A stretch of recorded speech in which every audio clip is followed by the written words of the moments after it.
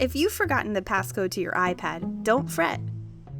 There are a couple different ways to reset your passcode, but every way requires resetting and erasing the iPad, and then setting it back up. The easiest way is to navigate to iCloud.com in a web browser. Sign into iCloud when prompted. If you have two-factor authentication set up, a code will be sent to all of your devices using your iCloud account. Click Allow on this first prompt. Input the 6-digit code provided. If you're on your personal device, you can trust this browser. In the iCloud Home menu, click on Find My iPhone.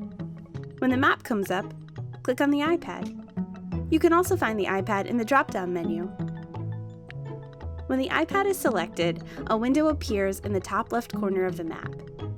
This window has 3 buttons: Play Sound, Lost Mode, which locks the iPad down, and Erase iPad.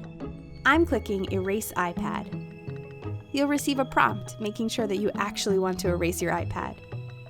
Click Erase.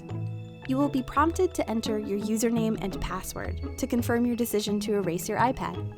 You have an option to add your phone number where you can be reached if your iPad is out of your possession.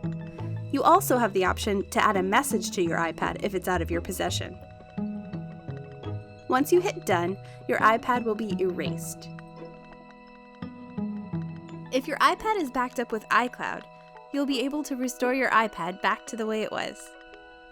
With your iPad completely reset, you can set it up again, but this time, give it a passcode you'll remember.